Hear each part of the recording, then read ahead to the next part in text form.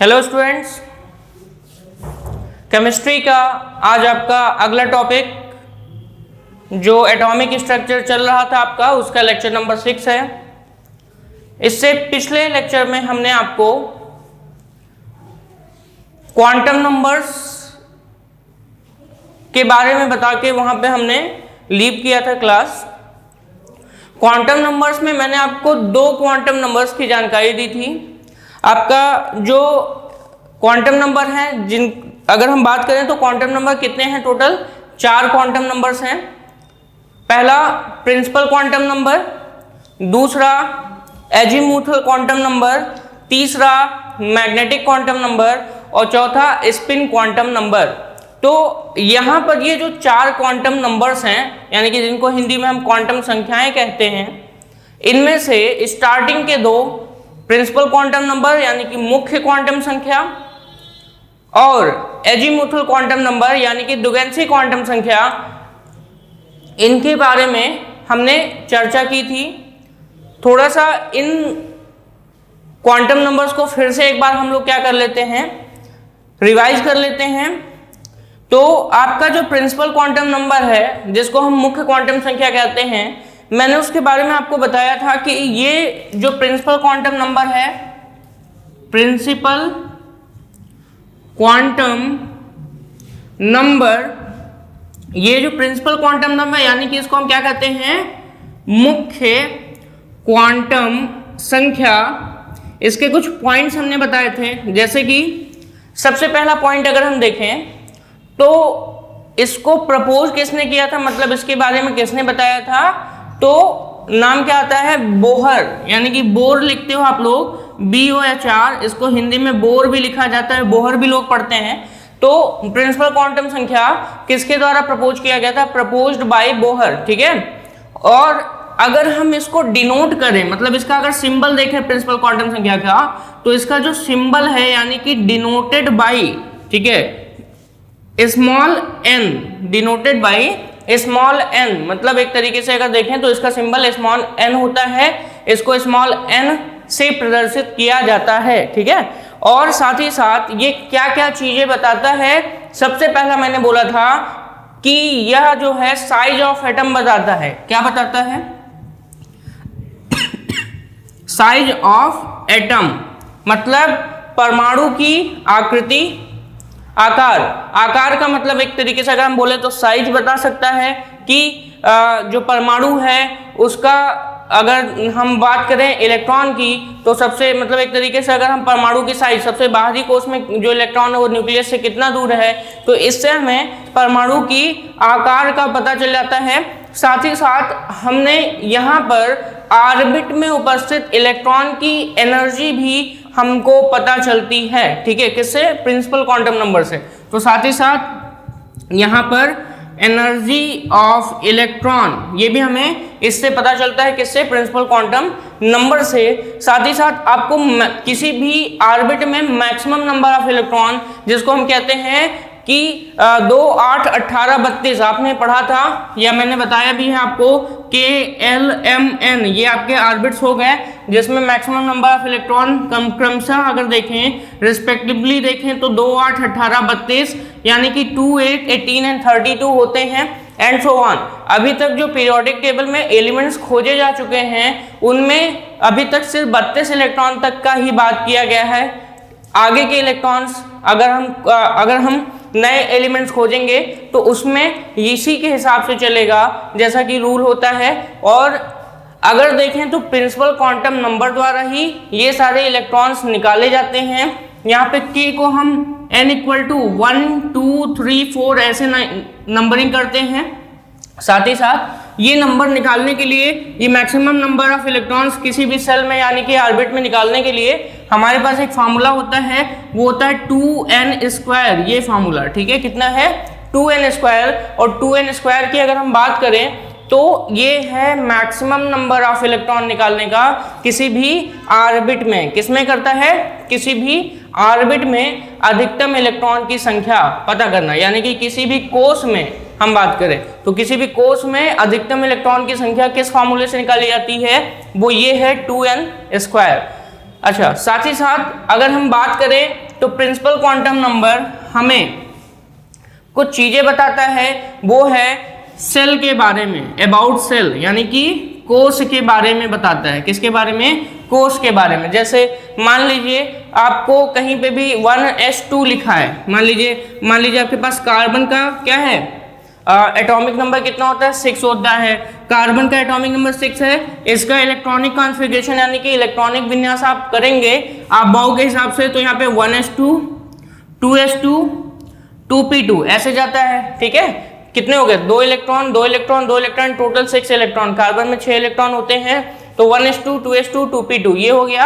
अगर आप देखेंगे तो आउटर मोस्ट सेल का जो ये पार्ट है, ठीक है, आउटर मोस्ट सेल का, देखिए आउटर मोस्ट सेल इसमें कौन सा है? s और p, ये दोनों आउटर मोस्ट सेल के अंदर सब सेल होते हैं। ये देखिए ये पहला है, क्योंकि यहाँ पे 1 लिखा है, तो ये पहला सेल है जिसको हम k से डिनोट करते हैं। ये दूसरा सेल है जिसको हम L से डिनोट करते हैं। तो अगर देखें तो यहाँ पे पहचानने का क्या तरीका है कि दूसरा सेल है, पहला सेल है, वो है ये सामने जो नंबर लिखे हैं 1 लिखा है, ये जो नंबर होते हैं इसको प्रिंसिपल क्वांटम संख्या कहते हैं। तो 1 है तो ये प्रिंसिपल क्वांटम संख्या पहला वाला यानी कि K सेल हो गया। यहाँ पे 2 और 2 लिखा है, ये प्रिंसिपल क्वांटम संख्या 2 हो गया, यानी कि 2 हो गए। और ये L के लिए दिखाते हैं जैसा कि मैंने यहाँ पे लिखा है। ठीक है, तो यहाँ से पता चल गया कि जो लास्ट इलेक्ट्रॉन है वो किस सेल में गया है? आपके दूसरे सेल में गया है। ठीक है, किस सेल में गया? दूसरे सेल में।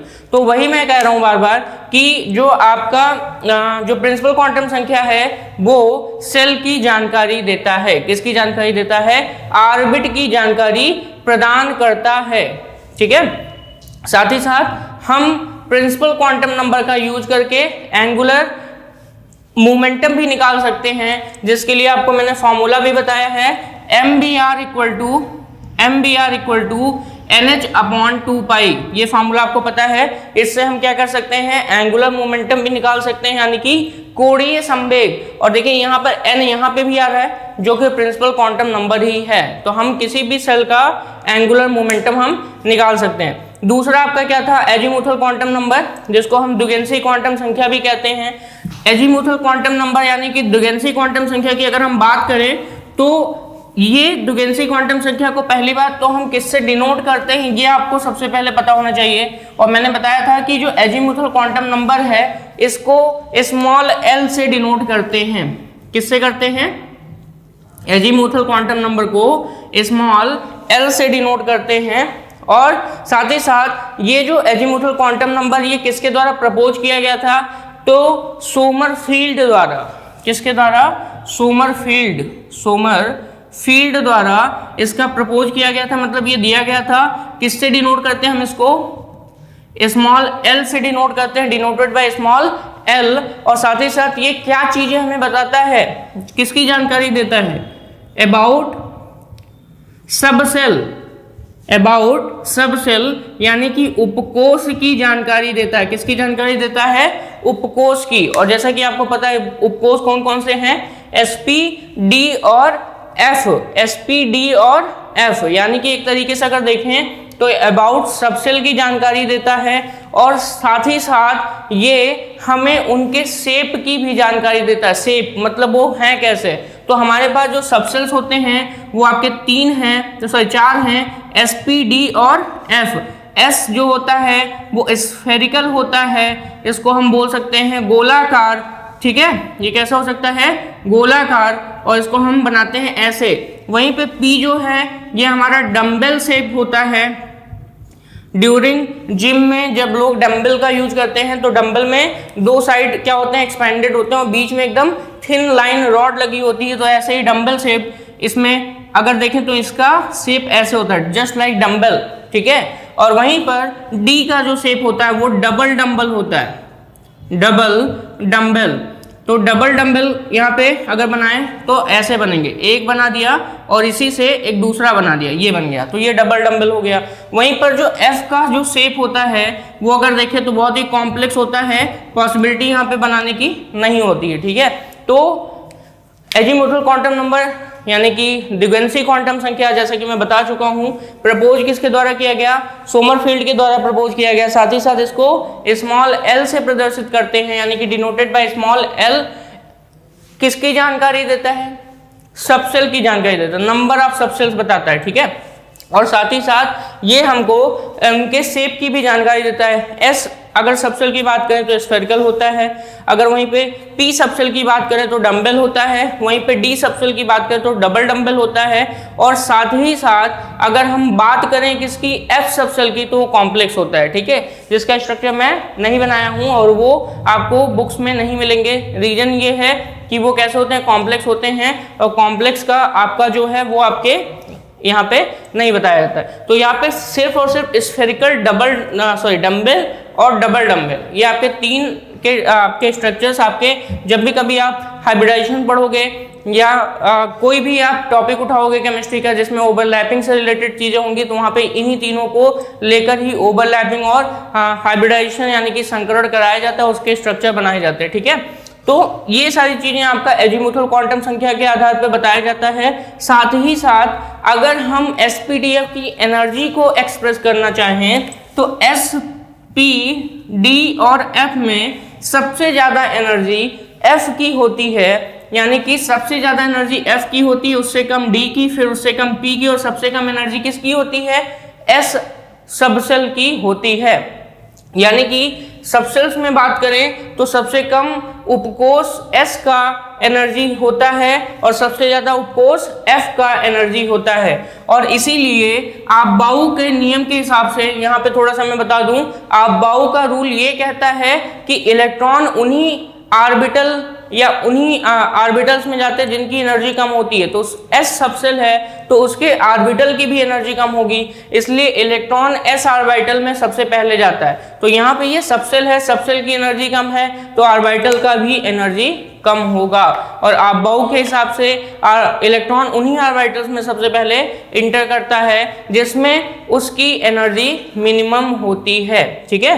ये बात आप क्लियर कर लीजिए। साथ ही साथ यहाँ पे कुछ वैल्यूज होती हैं, एल की कुछ वैल्यू है, वो वैल्यू क्या क्या है ध्यान से देखते हैं। एल की वैल्यू होती है, अगर देखें किसके लिए, एस के लिए, पी के लिए, डी के लिए और एफ के लिए। तो एस के लिए एल की वैल्यू 0, पी के लिए 1, डी के लिए 2 और एफ के लिए 3 होता है। ये एल एजीमुथल क्वांटम संख्या का वैल्यू है किसके लिए, सबसेल्स के लिए, ठीक है। एस के लिए 0, पी के लिए 1, डी के लिए 2 और एफ के लिए 3। और यहीं से आपको नंबर ऑफ ऑर्बिटल पता चल जाते हैं किसी भी सबसेल्स में। तो नंबर ऑफ ऑर्बिटल्स यानी कि ये देखिए ये सबसेल हैं और किसी भी सबसेल में यानी कि उपकोष में नंबर ऑफ ऑर्बिटल्स पता करने हैं तो उसके लिए फॉर्मूला होता है 2l+1। कौन सा फॉर्मूला चलता है, 2l+1 फार्मूला चलता है। और यहाँ से आप क्या कर सकते हो, नंबर ऑफ ऑर्बिटल, तो इस फार्मूले से ये l की जगह वैल्यू पुट करके देखोगे तो यहाँ पे 1 मिलेगा, यहाँ पे 3 मिलेगा, यहाँ पे 5 मिलेगा और यहाँ पे 7 मिलेगा। और जितने भी ऑर्बिटल्स बनाओगे सबकी एनर्जी सेम होती है, all orbitals are of same energy level. तो यहाँ पे 1, 3, 5, 7 ऑर्बिटल्स बनते हैं। एस में 1 ऑर्बिटल होता है, वहीं पर P में आपके 3 ऑर्बिटल्स होते हैं, D में आपके 5 ऑर्बिटल्स होते हैं और वहीं पे F में आपके 7 ऑर्बिटल्स होते हैं। और आपको मैं फिर से बता देता हूँ, आपको क्लियर भी होगा ये चीज़, आपने पढ़ा भी होगा मेरे वीडियो में कि जो ऑर्बिटल्स होते हैं उनमें सिर्फ एक ऑर्बिटल में मैक्सिमम 2 इलेक्ट्रॉन हो सकते हैं, वो भी अपोजिट स्पिन के। तो उस हिसाब से अगर हम एस सबसेल में इलेक्ट्रॉन निकालना चाहें तो 2 से मल्टीप्लाई करेंगे तो टोटल इलेक्ट्रॉन 2 आएंगे। वहीं पर पी सबसेल में 3 ऑर्बिटल और इनमें टोटल इलेक्ट्रॉन देखेंगे तो 2 से मल्टीप्लाई करेंगे 6 आएगा। डी में देखेंगे तो 2 से मल्टीप्लाई करने पर टोटल इलेक्ट्रॉन डी सबसेल यानी कि उपकोष में 10 आएगा। और वहीं पर अगर हम F के लिए निकालें तो कितना आएगा, 14 आएगा, ठीक है।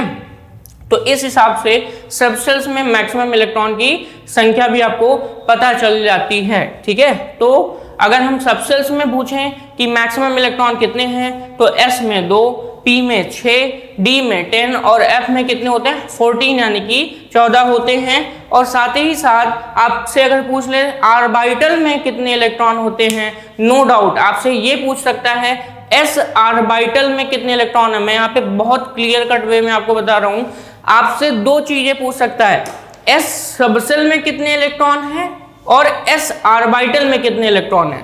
तो S सबसेल में 2 इलेक्ट्रॉन और s ऑर्बिटल में भी 2 इलेक्ट्रॉन, क्योंकि ऑर्बिटल सिर्फ एक है। लेकिन अगर आपको पूछ ले p सबसेल में कितने इलेक्ट्रॉन हैं और p ऑर्बिटल में कितने इलेक्ट्रॉन है, ध्यान दीजिए मेरे बात को, p सबसेल बोल रहा हूं मैं, यानी कि p उपकोष की बात कर रहा हूं, और वहीं पर मैंने बोला p ऑर्बिटल में कितने इलेक्ट्रॉन हैं। ऑर्बिटल एक एक होते हैं तो p के 3 ऑर्बिटल हुए, तो एक ऑर्बिटल की बात कर रहा है। और वहीं पर p सबसेल की बात करें तो उसमें 3 ऑर्बिटल होते हैं, तो तीनों की बात कर रहा है। तो p सबसेल में 6 इलेक्ट्रॉन होते हैं, याद रखिएगा p सबसेल में 3 ऑर्बिटल्स हैं और तीनों ऑर्बिटल मिलाकर टोटल 6 इलेक्ट्रॉन होते हैं, किसके अंदर, p उपकोष के अंदर। लेकिन अगर यहीं पर हम p ऑर्बिटल की बात करें तो याद रखिए, अगर ऑर्बिटल में पूछ लिया है तो हमेशा ध्यान में रखिए ऑर्बिटल में मैक्सिमम 2 इलेक्ट्रॉन्स होते हैं, चाहे वो p का हो ऑर्बिटल, चाहे d का ऑर्बिटल हो, चाहे f का ऑर्बिटल हो, चाहे s का ऑर्बिटल हो। तो मैक्सिमम कितने electron, 2 electron, but both electrons are of opposite spin, ठीक है। तो वो दोनों इलेक्ट्रॉन्स कैसे होंगे, अपोजिट स्पिन के होंगे, यानी कि विपरीत चक्रण वाले होंगे।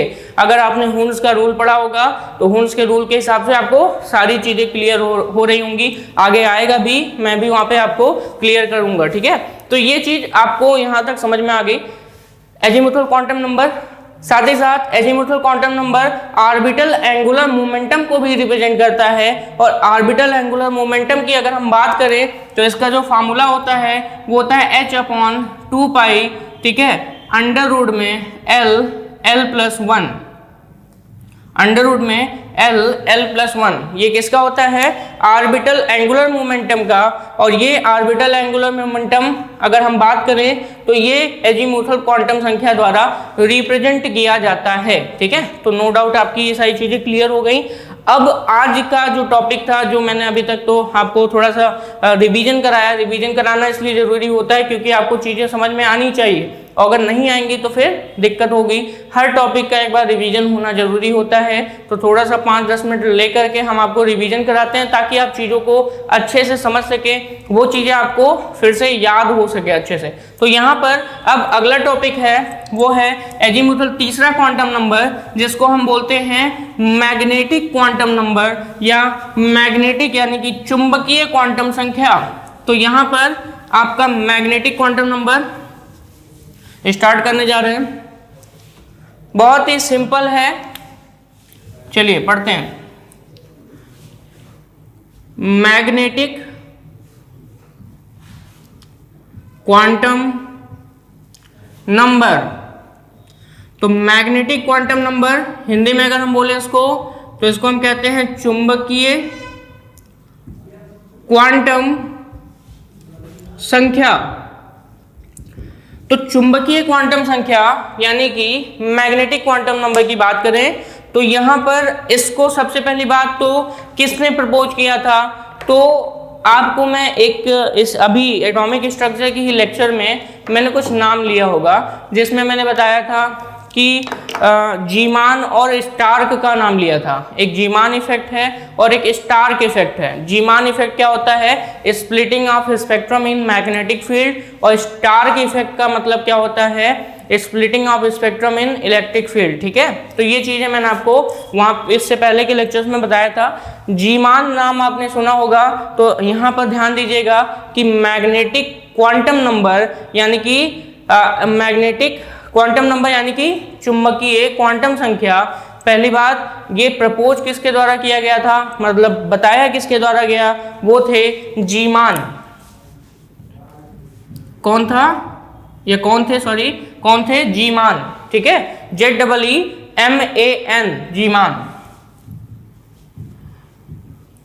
ठीक है। और साथ ही साथ अगर हम सिंबल्स की बात करें जिसके बारे में हम बार बार बोलते हैं डिनोटेड बाई, और यहाँ पे मैग्नेटिक क्वांटम नंबर को स्मॉल m से डिनोटेड किया जाता है, यानी कि m से प्रदर्शित करते हैं। किससे प्रदर्शित करते हैं, m से, डिनोटेड बाई स्मॉल m, ठीक है। नाम है मैग्नेटिक तो इसलिए हम उसको m से प्रदर्शित करते हैं। ये क्या बताता है, ये number of permitted orientation of subshell बताता है। मतलब एक तरीके से अगर हम देखें तो ये हमको यानी कि मैग्नेटिक क्वांटम नंबर सबसेल्स का ओरिएंटेशन बताता है। क्या बताता है? ओरिएंटेशन। इसको बोलते हैं अभिविन्यास। यानी कि अगर हम बात करें तो मैग्नेटिक क्वांटम संख्या द्वारा या मैग्नेटिक क्वांटम नंबर द्वारा हम सबसेल्स के ओरिएंटेशन को पता कर सकते हैं, अभिविन्यास को पता कर सकते हैं। ठीक है, और साथ ही साथ इसकी जो वैल्यूज हैं, अगर हम वैल्यू की बात करें तो इसकी जो वैल्यूज हैं, वैल्यूज ऑफ m, यानी कि m का मान, ठीक है, कहां से कहां तक होता है? -L2 0 2 plus L। कितना लिखा मैंने? -L2 0 प्लस L, ये होता है। अब ध्यान दीजिएगा इसका मतलब क्या कह रहे हैं। जैसे वैल्यूज ऑफ m लिखा है -L2 0 2 प्लस L। अब ध्यान दीजिएगा ये क्या होता है। जैसे मान लीजिए आपको बोल दिया गया कि आपके पास d ऑर्बिटल है। कौन सा ऑर्बिटल है? d orbital, sorry d orbital नहीं, यहाँ पे d सबसेल हम बोल रहे हैं। चलिए हम बोलते हैं यहाँ पे d सबसेल। अब d सबसेल के लिए एजीमुथल क्वांटम संख्या यानी कि L की वैल्यू कितनी होती है? अगर बात करें तो d सबसेल के लिए L कितना होता है आपको पता है? वो कितना होता है? 2 होता है, क्योंकि s के लिए 0, p के लिए 1 और d के लिए एजीमुथल क्वांटम संख्या यानी कि द्विगंशी क्वांटम संख्या कितनी होती है? 2 होती है। ये आपको एग्जांपल बता रहे हैं इस पॉइंट का, जिसमें लिखा है वैल्यूज ऑफ m कितने के बराबर होता है? -L से 0 फिर वहां से प्लस L तक। ठीक है, तो ये आपको बता रहा है। d सबसेल में अगर देखें तो L की वैल्यू कितनी होती है? 2 होती है। और यहीं से अगर आप इसमें किसमें d सबसेल में ही नंबर ऑफ ऑर्बिटल्स चेक करेंगे, नंबर ऑफ ऑर्बिटल्स, तो यानी कि अगर कक्षक की संख्या पता करना चाहेंगे तो वो टोटल निकल के कितना आता है? 5। यानी कि अगर देखें तो d सबसेल में ऑर्बिटल यानी कि कक्षकों की संख्या 5 होती है। अगर हम वो 5 ऑर्बिटल्स यहाँ पे बनाएं, वो टोटल 5 ऑर्बिटल जो d सबसेल में हैं उनको हम यहाँ पे बनाएं, 1 2 3 4 और 5, ये आपको 5 ऑर्बिटल्स हमने बनाया। तो इनका नामकरण करना है। क्या करना है? नामकरण। यानी कि इनकी जो नामकरण होगा वो कैसे होगा? तो ध्यान से देखिए, आपको नंबर ऑफ ऑर्बिटल्स पता चल गया, टोटल कितना है? 5 है। L की वैल्यू कितनी है? 2 है। तो जो वैल्यूज ऑफ m है वो एक्चुअल में इनके नामकरण की ही बात करते हैं। तो अगर हम m की बात करें तो इन सबके m लिखने का तरीका यहां से होगा, -L2 0 2 प्लस L। अब ध्यान दीजिएगा L कितना है? 2 है, तो हम यहाँ पे रखेंगे -2। ठीक है, लेफ्ट साइड से स्टार्ट करते हैं, क्योंकि -L हमेशा माइनस लेफ्ट साइड में होता है, 0 के बाद राइट में प्लस जाता है और लेफ्ट में माइनस होता है। तो देखिए -2, क्योंकि L यहाँ पे 2 है तो हम यहाँ पे L की जगह 2 रखें, -2 और लास्ट में कितना है? +2। अगर हम लास्ट में रखें तो कितना आएगा? ये आएगा +2। ठीक है, और अब हम क्या करेंगे? इसको सीरियल से लिखते जाएंगे। तो -2 के बाद होता है -1, फिर 0, फिर +1 एंड देन +2। तो ये जो आप ऑर्बिटल्स के ऊपर चीजें लिखी हुई देख रहे हो आप, ये सब m की वैल्यूज हैं। किसकी वैल्यूज हैं? Values of m। और किसी भी ऑर्बिटल के लिए यही निकालने का तरीका होता है। तो अगर आपसे बोला गया d सबसेल है तो उसके लिए ऐसे निकालोगे। वहीं पर मान लीजिए आपके पास दूसरा सबसेल मैं लेके चल रहा हूँ। मान लीजिए आपके पास कौन सा सबसेल है? p सबसेल है। ठीक है, p सबसेल है। तो p सबसेल के लिए आप बताओ ऑर्बिटल्स कितने होंगे टोटल आपके पास? पहले बात आप ये बताओ l कितना होगा? तो l की वैल्यू 1। नंबर ऑफ ऑर्बिटल्स आपके लिए कितने होंगे? p सबसेल के लिए नंबर ऑफ ऑर्बिटल्स होंगे टोटल 3, क्योंकि आपको पता है p सबसेल में 3 ऑर्बिटल्स होते हैं, यानी कि नंबर ऑफ ऑर्बिटल्स 3 हो गए। इन 3 ऑर्बिटल्स को अगर आप बनाएंगे तो यहाँ पे मैं 3 ऑर्बिटल्स यहाँ पे बना दे रहा हूँ, 1 ऑर्बिटल, 2 ऑर्बिटल और 3 ऑर्बिटल। और आपको पता है इसकी वैल्यू को होती है m की -L2 0 2 प्लस L। तो सबसे पहले लेफ्ट में हम कितना रखेंगे? 1 है तो -1, राइट में कितना रखेंगे? +1। अब -1 से हम +1 तक जाएंगे तो बीच में हमारा क्या पड़ेगा? 0। और ये जो ऑर्बिटल्स के ऊपर हमने लिखा है ये ही क्या है? मैग्नेटिक क्वांटम नंबर की वैल्यू आ गई। तो अगर हमें L पता हो तो हम मैग्नेटिक क्वांटम नंबर्स निकाल सकते हैं। आपके लिए यहाँ पे एक होमवर्क दे देता हूँ, बाद में जब आप हमसे कभी क्वेश्चन डिस्कशन करेंगे तो आपका वहाँ पे हमसे पूछ सकते हैं। तो यहाँ पर P सबसेल है और आपको मैंने D सबसेल बताया। आपके लिए होमवर्क है, होमवर्क क्या है, ये आपके लिए एक एक्सरसाइज में दे रहा हूँ कि F सबसेल का, किस सबसेल का, F सबसेल का, ठीक है। आप हमको M की वैल्यूज बताएंगे, किसका, F सबसेल का M की वैल्यूज निकालिए। Calculate values of M for F subshell. जैसा मैं करते आ रहा हूँ वैसे ही करिए, आपको एग्जैक्ट वैल्यू मिल जाएगी, ठीक है। अब मैग्नेटिक क्वांटम नंबर मैंने क्या क्या बताया, इसमें जीमान द्वारा प्रपोज किया गया, किस से डिनोट करते हैं, स्मॉल m से डिनोट करते हैं। साथ ही साथ क्या बताता है, सबसेल्स का ओरिएंटेशन बताता है। इसकी जो वैल्यूज हैं वो वैल्यूज निकालने का फार्मूला क्या है, -L2 0 प्लस L। और साथ ही साथ ये हमें स्प्लिटिंग ऑफ मैग्नेटिक लाइंस या splitting of spectral lines in magnetic field भी बताता है, जिसे हम जीमान इफेक्ट कहते हैं और जिसकी बात मैंने अभी कुछ देर पहले ही की थी। तो अगर हम मैग्नेटिक क्वांटम नंबर की बात करें तो इससे हमें जीमान इफेक्ट का भी पता चलता है। किसका इफेक्ट पता चलता है, जीमान इफेक्ट, यानी कि जीमान प्रभाव। और जीमान प्रभाव है क्या, splitting of spectral lines in magnetic field. Hindi में अगर बोले तो चुंबकीय क्षेत्र में स्पेक्ट्रल रेखाओं का स्प्लिटिंग यानी कि टूटना। उसको स्प्लिट का मतलब ये भी बोल सकते हैं कि अलग अलग लाइंस में बट जाना ही क्या कहलाता है, स्प्लिटिंग कहलाता है। स्पेक्ट्रम का चुंबकीय क्षेत्र में अलग अलग लाइंस में बट जाना क्या कहलाता है, स्प्लिटिंग कहलाता है। और चुंबकीय क्षेत्र है इसलिए इसको जीमान इफेक्ट कहते हैं। तो ये जो आपका मैग्नेटिक क्वांटम नंबर है ये जीमान इफेक्ट को भी प्रूव करता है, यानी कि उसको सिद्ध करता है, ठीक है। साथ ही साथ अगर हम बात करें कि n के लिए, मतलब अगर आपको प्रिंसिपल क्वांटम नंबर दे दिया गया, क्या दे दिया गया, प्रिंसिपल क्वांटम नंबर, और पूछ लिया गया m की वैल्यू बताइए इसके लिए। जैसे कि आपको बोल दिया गया कोई प्रिंसिपल क्वांटम नंबर है, उसका मतलब n होता है प्रिंसिपल क्वांटम नंबर। तो n के लिए, किसके लिए, for n, principal quantum number के लिए वैल्यूज ऑफ m आपको निकालना है, ठीक है। सॉरी, किसके लिए, n के लिए वैल्यूज ऑफ m निकालना है आपको।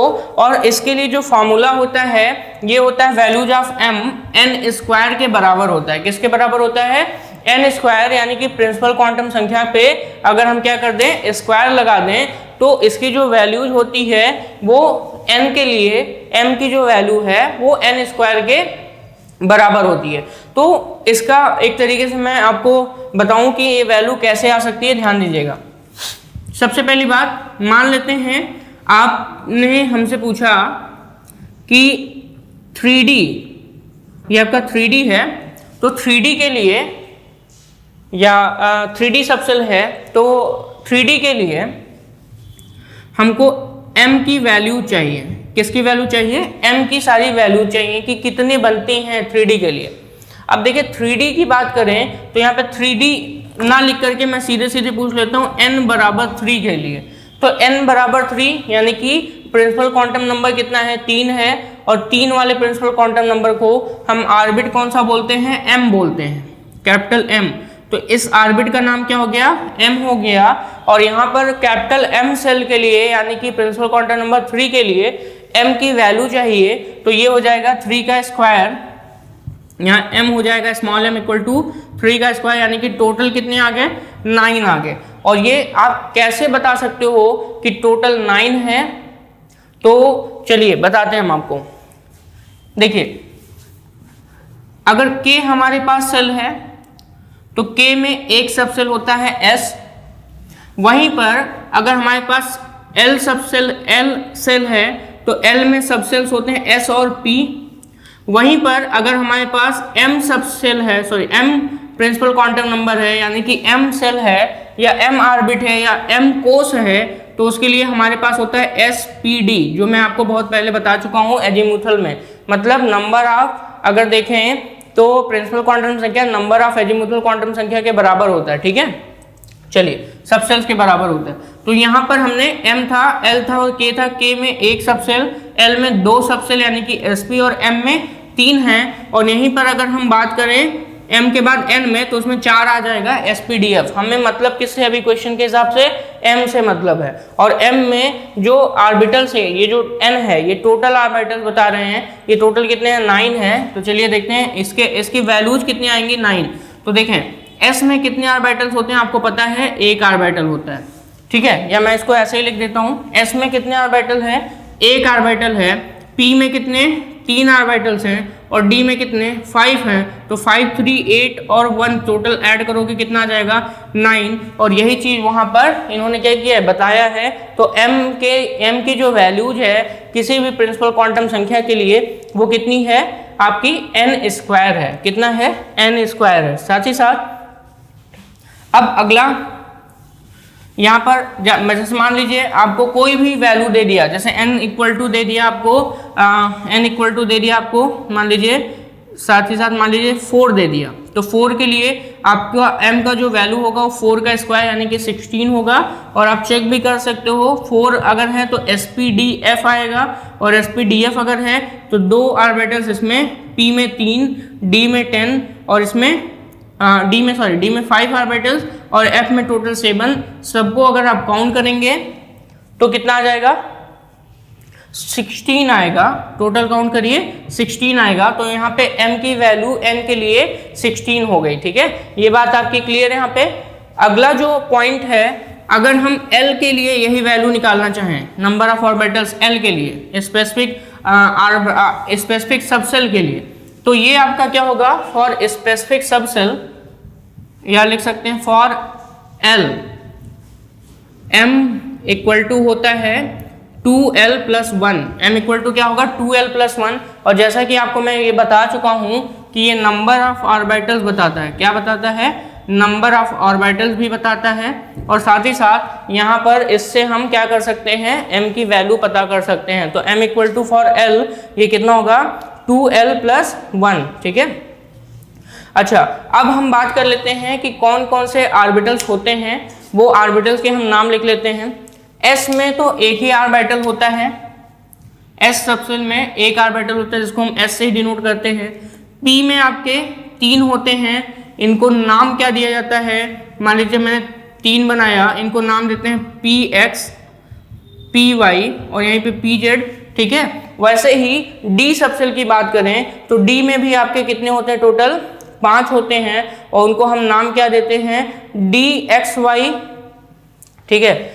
d सबसेल है तो d में आपके जो होते हैं वो टोटल 5 हैं, जिनको हम नाम देते हैं dxy, dyz, dzx, dx square minus y square और एक है dz स्क्वायर। ये टोटल 5 ऑर्बिटल्स होते हैं। और इन 5 ऑर्बिटल्स को हम नाम क्या देते हैं? dxy, dyz, dzx और साथ ही साथ dx square minus y square और यहाँ पे dz स्क्वायर, ये हो गया। और यहीं पर आपके f ऑर्बिटल्स होते हैं। और f ऑर्बिटल्स की बात करें तो उसमें आपके टोटल कितने हैं? 7 ऑर्बिटल्स हैं। और उन 7 ऑर्बिटल्स के अगर हम नाम देखें तो देखें f की बात करें तो f में टोटल 7 हैं, ठीक है। और इनका जो हम नेमिंग देखते हैं वो ऐसे हैं। अगर f की बात करें तो जैसे यहाँ पे आप dz स्क्वायर देखते हैं, ऐसे ही f में आपका एक होता है जिसको हम बोलते हैं fz क्यूब। तो सबसे पहले हम उसी के बारे में लिख लेते हैं। एक होता है fz क्यूब होता है। और वहीं पर आपका देखिए हम नाम बोल देते हैं, एक है f के साथ x square minus y square, ठीक है। f के बाद एक और है y, ये जो x square minus y square इसको ब्रैकेट के अंदर ही रखिए। बाहर आप इसका वैल्यू x की जगह x हो गया, फिर y हो गया, फिर क्या आएगा? z आएगा, x square minus y square, ये 3 हो गए। 4 आपका z का क्यूब, ये हो गया। 4 हो गए। 5वां 7 ऑर्बिटल्स होते हैं, 5वां है x, y एंड z, ये 5 हो गए आपके टोटल x, y और z। पहला क्या था? f x ब्रैकेट के अंदर x square minus y square, दूसरा y x square minus y square, z x square minus y square, और चौथा था आपका एफ जेड क्यूब, और वहीं पे आपका जो पांचवा है वो क्या है, एफ एक्स वाई जेड। और यहीं पर अगर हम बात करें अगले दो की तो वो हो जाएंगे वाई जेड स्क्वायर और एफ के साथ एक्स जेड स्क्वायर। ये आपके टोटल 7 ऑर्बिटल्स होते हैं किसमें, ये आपके टोटल 7 ऑर्बिटल्स होते हैं, वो भी किसमें से आपके एफ सबसेल में। तो एस सबसेल में एक ही ऑर्बिटल होता है, नो डाउट उसको ऐसे ही बोलते हैं। वहीं पर पी सबसेल में आपके 3 ऑर्बिटल्स होते हैं, ये याद कर लीजिएगा, इससे कभी कभी क्वेश्चंस आपके आते हैं और इम्पॉर्टेंट भी है, ये मैं पहले बता दे रहा हूँ। एस में एक ऑर्बिटल, पी में 3 ऑर्बिटल, जिसको पी एक्स पी वाई और पी जेड कहते हैं, इसको मैं ऐसे लिख देता हूँ, पी एक्स पी वाई और पी जेड, ये आपके हो गए। और वहीं पर डी में कितने हैं, 5 हैं, d x y, d y z और डी जेड एक्स, साथ ही साथ d x square minus y square, और आपका क्या है डी जेड स्क्वायर। यहीं पे 7 एफ में कितने होते हैं, 7 होते हैं, f x x square minus y square, f y x square minus y square, f z x square minus y square, f z cube, और साथ ही साथ आपका एफ एक्स वाई जेड, और यहाँ पे एफ वाई जेड स्क्वायर और F x Z square. ये आपके 7 ऑर्बिटल्स हो गए। और साथ ही साथ अगर हम बात करें कि मैग्नेटिक क्वांटम नंबर, तो मैग्नेटिक क्वांटम नंबर आपको सारी चीज़ें यहाँ पे क्लियर हो गई कि यहाँ पर मैग्नेटिक क्वांटम नंबर द्वारा हम क्या कर सकते हैं, पहली बात तो एनर्जी का भी पता कर सकते हैं, और जितने भी ऑर्बिटल्स होते हैं सब डी जनरेट होते हैं, और डी जनरेट ऑर्बिटल उन्हें कहते हैं जिनकी एनर्जी क्या होती है, सेम होती है, ठीक है। और डी जनरेट ऑर्बिटल उन्हें कहते हैं जिनकी एनर्जी क्या होती है, सेम होती है। यहीं पर स्पिन, अब अगला हमारा क्वांटम नंबर है मैग्नेटिक क्वांटम नंबर के बाद अब हमारा अगला क्वांटम नंबर है स्पिन क्वांटम नंबर, ठीक है। स्पिन क्वांटम नंबर जिसको हम चक्रण क्वांटम संख्या कहते हैं। कौन सा क्वांटम संख्या, चक्रण क्वांटम संख्या। टोटल 4 क्वांटम संख्याएं हैं, जिनमें से हमने आपको 3 बता दिए। अब अगला है स्पिन क्वांटम नंबर, यानी कि चक्रण क्वांटम संख्या। तो चलिए स्पिन क्वांटम नंबर, सबसे पहली बात तो हम लोग ये पता करते हैं कि किसने प्रपोज किया था। तो जो स्पिन क्वांटम नंबर है वो गोल्डस्मिथ द्वारा दिया गया था। किसके द्वारा, गोल्डस्मिथ एंड एलन ब्लैक द्वारा दिया गया था, ठीक है। तो गोल्डस्मिथ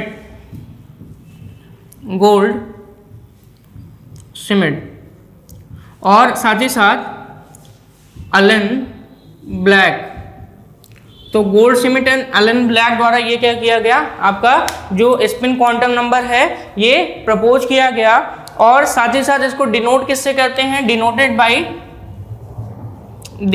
बाय स्मॉल एस से, यानी कि स्पिन क्वांटम संख्या को स्मॉल एस से डिनोट करते हैं। ये बताता क्या है, ये आपका एक तरीके से इलेक्ट्रॉन के चक्रण की दिशा को बताता है, यानी कि डायरेक्शन ऑफ इलेक्ट्रॉन बताता है। और इसकी जो वैल्यूज हैं वो 2 हैं, क्योंकि ये सिर्फ 2 ही तरीके की स्पिन बता सकता है, या तो एक डायरेक्शन में या तो उसके अपोजिट, तो इसलिए इसकी वैल्यूज हैं। तो वैल्यूज की बात करें तो एस की 2 वैल्यूज हैं, एक +½ है और एक -½ है, ठीक है। एक +½ है तो एक -½ है, और ये क्या करता है, डायरेक्शन ऑफ इलेक्ट्रॉन बताता है। क्या बताता है, डायरेक्शन ऑफ इलेक्ट्रॉन, या इसी को बोल सकते हैं रोटेशन भी बताता है, किसका, इलेक्ट्रॉन का। तो अगर हम स्पिन क्वांटम नंबर यानी कि चक्रण क्वांटम संख्या की बात करें तो चक्रण क्वांटम संख्या गोल्डस्मिथ और एलन ब्लैक द्वारा दिया गया था, जिसको हम एस से भी डिनोट करते हैं। और साथ ही साथ इसकी जो वैल्यूज हैं वो +½ और -½ होती हैं। +½ और -½ ये 2 तरीके की स्पिन बताती हैं। एक आपका अगर देखें स्पिन बताते हैं, या इसको हम बोल सकते हैं रोटेशन बताता है, या तो हम इसको बोल सकते हैं डायरेक्शन ऑफ इलेक्ट्रॉन बताते हैं। और ये जो आपके डायरेक्शन या रोटेशन या स्पिन बताता है, स्पिन ये कब बताता है, ड्यूरिंग एक्सियल रोटेशन। कब बताते हैं, जब एक्सिस के अबाउट हम मूवमेंट कराते हैं इलेक्ट्रॉन का, या इलेक्ट्रॉन जो है वो एक्सिस के अबाउट मूवमेंट करता होगा, अक्ष के अनुदिश गति करता है, तब ये आपका स्पिन क्वांटम नंबर वहां पे उसकी डायरेक्शन बताता है। स्पिन जो है वो क्लॉकवाइज हो सकता है या एंटी क्लॉकवाइज हो सकता है। जैसे कि आपको पता है कि जो इलेक्ट्रॉन है वो सर्कुलर ऑर्बिट्स में रिवॉल्व करते हैं, और सर्कुलर ऑर्बिट्स में है तो या तो वो क्लॉकवाइज जाएंगे या तो वो एंटी क्लॉकवाइज घूमेंगे, ठीक है। तो ये कैसे कर सकते हैं, आपके स्पिन जो है वो क्लॉकवाइज भी हो सकता है और एंटी क्लॉकवाइज भी हो सकता है। जो स्पिन क्वांटम नंबर है ये स्पिन एंगुलर मोमेंटम को भी प्रदर्शित करता है, और जैसा कि मैंने आपको एजीमुथल क्वांटम संख्या में आपको मैंने ऑर्बिटल एंगुलर मोमेंटम बताया था और उसकी वैल्यू थी h/2 अंडर रूट में L ब्रैकेट के अंदर L+1, ये मैंने वहाँ एजीमुथल में बताया था। ऐसे ही स्पिन क्वांटम नंबर द्वारा स्पिन एंगुलर मोमेंटम भी आपको पता चलेगा। स्पिन एंगुलर मोमेंटम यानी कि अगर हम बोले तो चक्रण कोणीय संवेग कहते हैं, और ये होता है h/2 अंडर रूट S+1। यहाँ पे S जो है ये स्पिन की वैल्यू है, ठीक है। तो यहाँ पे S+1। अगर हम बात करें maximum spin of an atom की, तो मैक्सिमम स्पिन ऑफ एटम जो होता है उसकी वैल्यू होती है half into number of unpaired electron. Maximum spin of an atom तो half into number of unpaired electron. ये आपको कैसे पता चलेगा, मैक्सिमम नंबर ऑफ स्पिन का फॉर्मूला है मैक्सिमम नंबर ऑफ स्पिन किसी भी एटम में, इन एन एटम, किसी परमाणु में अधिकतम चक्रण की जो संख्या निकाली जा सकती है वो कैसे निकाली जा सकती है, half into number of unpaired electrons, number of unpaired electrons, ठीक है। Maximum number of spin of an atom या इन एन एटम, तो ये कैसे निकाला जा सकता है, half into number of unpaired electron. अगर यहाँ पे हम बात करें तो स्पिन क्वांटम संख्या फिर से मैं बता दूं तो गोल्डस्मिथ द्वारा प्रपोज किया गया और एलन ब्लैक द्वारा प्रपोज किया गया, दोनों साथ में मिलके इस स्पिन क्वांटम नंबर को प्रपोज किए हैं, यानी कि प्रतिपादित किए हैं। साथ ही साथ डिनोटेड बाय S, यानी कि S से प्रदर्शित किया जाता है। अगला जो है वो वैल्यूज की बात करें तो दो ही होते हैं, +½ और -½ और यहाँ पर अगर हम बात करें डायरेक्शन ऑफ इलेक्ट्रॉन और रोटेशन और स्पिन, तो ये स्पिन क्वांटम नंबर द्वारा ही पता चलता है। साथ ही साथ स्पिन एंगुलर मोमेंटम वो होता है h/2 ब्रैकेट के अंदर अंडर रूट S+1, और यहीं पर maximum number of spin in an atom या ऑफ एन एटम हम निकालना चाहें तो half into number of unpaired electron, और अनपेयर्ड इलेक्ट्रॉन को बोलते हैं अयुग्मित इलेक्ट्रॉन की संख्या। अयुग्मित इलेक्ट्रॉन यानी कि अनपेयर्ड इलेक्ट्रॉन वो होते हैं जो ऑर्बिटल में अकेले होते हैं। आपको पता है ऑर्बिटल में मैक्सिमम इलेक्ट्रॉन कितने होते हैं, 2। तो वैसे अगर 2 हो गए तो पेयरिंग कहलाते हैं, यानी कि पेयर्ड इलेक्ट्रॉन पेयर, ठीक है। लेकिन अगर वहाँ पे सिंगल है तो उसको हम ऑर्बिटल में सिर्फ एक इलेक्ट्रॉन फिल हुआ है तो उसको हम बोलते हैं अनपेयर्ड इलेक्ट्रॉन या अयुग्मित इलेक्ट्रॉन कहते हैं। एक एग्जांपल लेकर हम इसमें चारों को अच्छे से आपको समझाते हैं जो अभी तक आप क्वांटम नंबर्स पढ़ते आए हो। आपने टोटल क्वांटम नंबर्स कितने पढ़े, 4, जिसमें से प्रिंसिपल क्वांटम नंबर और क्या था आपका एजीमुथल क्वांटम नंबर, फिर आपका मैग्नेटिक क्वांटम नंबर, और वहीं पर आपका जो है वो है 4th वाला जो है स्पिन क्वांटम नंबर। तो चलिए हम एक एग्जांपल लेके आपको यहाँ पे समझाते हैं। मान लीजिए आपसे बोला क्या गया कि कॉपर है,